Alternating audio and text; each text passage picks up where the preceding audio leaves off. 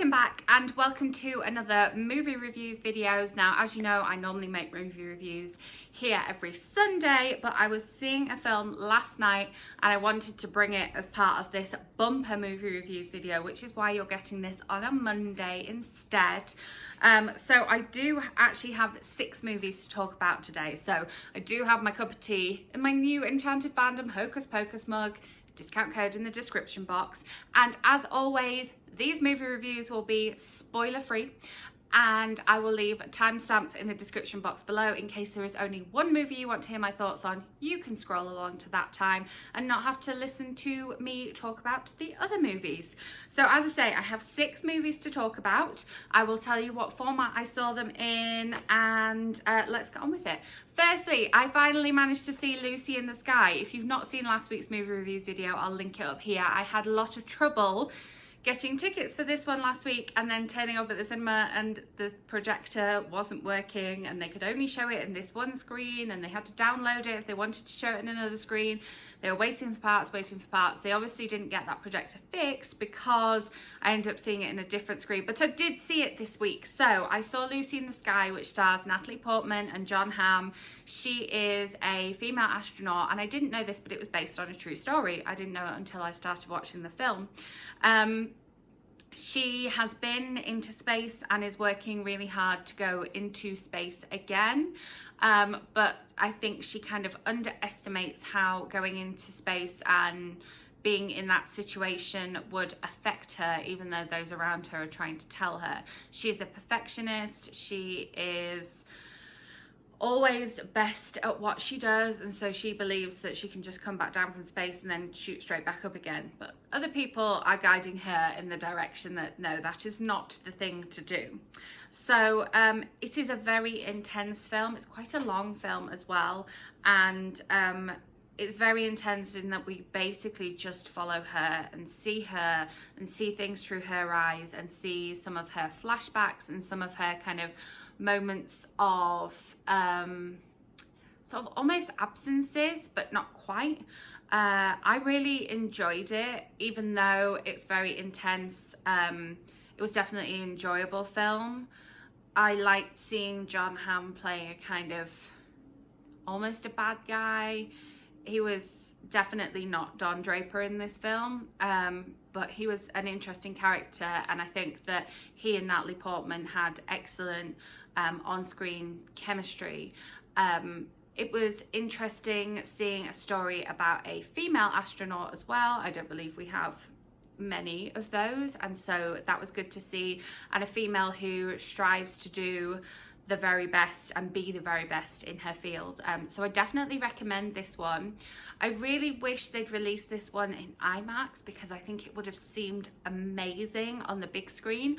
I don't know if this is an Oscar contender. It possibly is. We're in October now, so it's kind of Oscar season.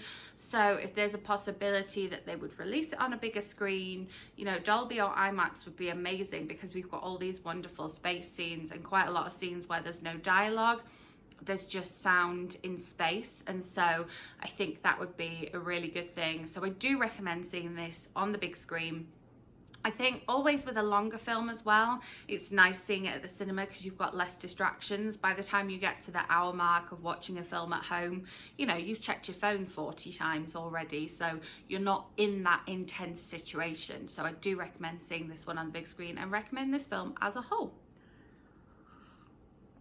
Then the next film I went to see in cinemas was Zombieland Doubletap. I had not seen Zombieland 1, I'd seen clips of it.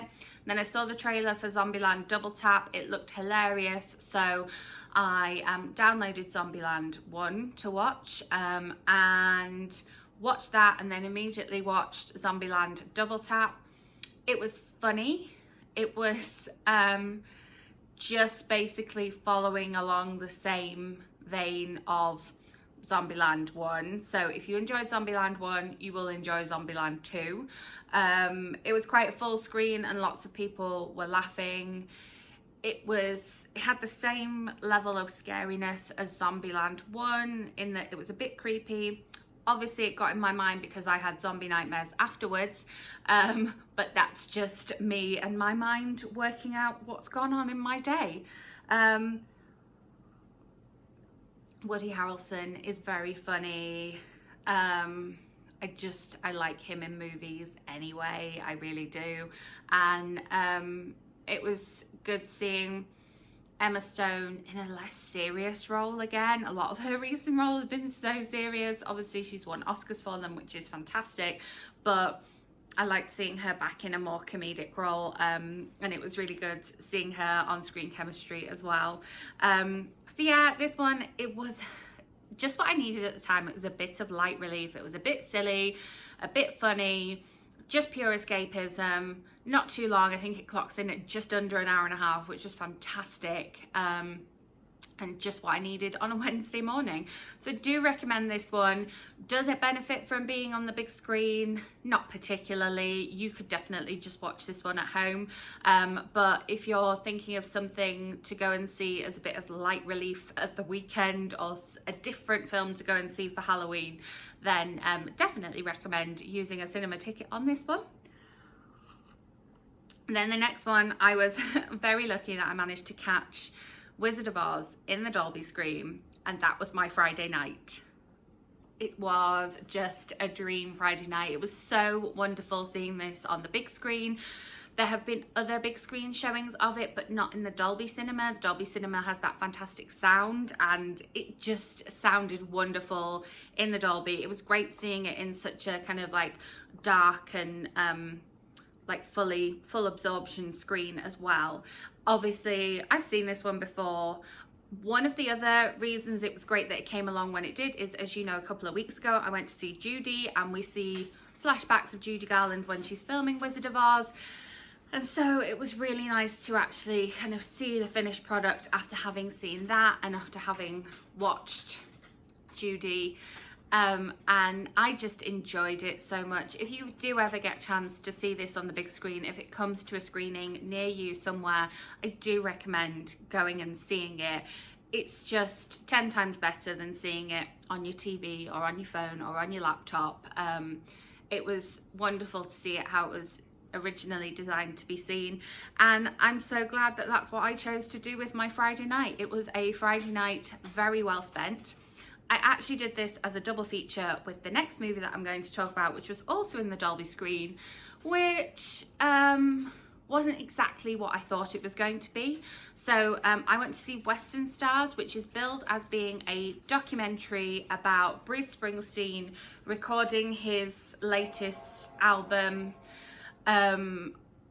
in his old barn and doing it live for an audience, and it's very much billed as being a documentary. However, in my view, it's not a documentary, it's just a video of him performing the songs with a few clips in between of him stood by a car or a bike and talking to the camera, like a sentence or two maybe, but just stood by the car or bike and just specifically talking about the next song we're going to see, which is the kind of thing you might expect to see a performer say before they perform their next song on the stage anyway. So for me, it was billed as being a documentary. Love a documentary.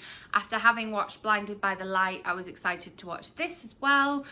And yeah, it was just a bit of a letdown because it wasn't really a documentary. There was some what they called bonus footage afterwards, which was actually more like a documentary and showed a bit of a making of, but it was annoying because they billed the film as being an hour and 23 minutes, but then this bonus footage afterwards was about 20 minutes long. So they could have just put that as a whole film experience and just said that it was like an hour and 45 minutes long or whatever, and then I would have kind of budgeted for more time, because you know, when you've worked all day on a Friday and then seen two movies, and the movie that you were kind of expecting to turn up to see is actually just billed as being an extra bit at the end of what you've just seen, I don't know, it was a bit of a letdown. He did perform Rhinestone Cowboy as like an encore song, and that was a nice upbeat moment. I think I probably should have left at that point. But yeah, that was a bit of a disappointment, and I don't think it needed to be in the Dolby screen. I don't think they did enough with the like in-seat speakers and the surround speakers for it to be worth paying for a Dolby ticket if you're paying for a Dolby ticket. They had 2 Dolby showings and 4 non-Dolby showings, and I think that you would have been better off spending your money just to see a regular showing.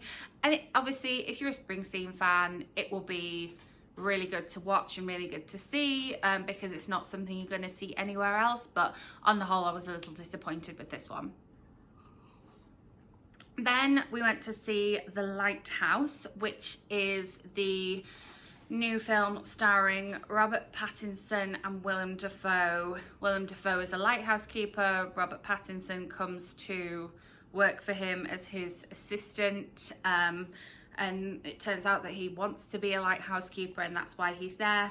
This film is in black and white and was filmed on 35mm format, so doesn't take up the whole cinema screen, it's just that square box. This was very intense, given the fact that it's just 2 actors on screen the whole time on this isolated island up in Nova Scotia. It's very weird.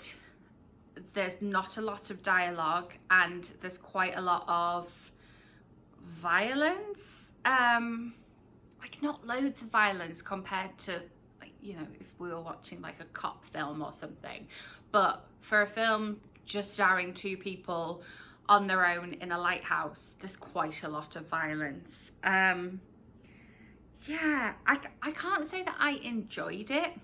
It definitely felt more like an experience than a movie. Like, I feel like all of us leaving the cinema, it was a full cinema, had gone through an experience together rather than just having gone to see a movie, like when I went to see Zombieland, for example.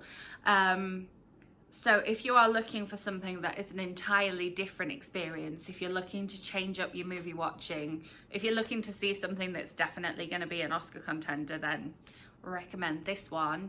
I will admit that I did have a small nap during it, which is, you know, thanks to the recliner seats in my cinema, but that's kind of my level of enjoyment. There were a couple of people that left during it.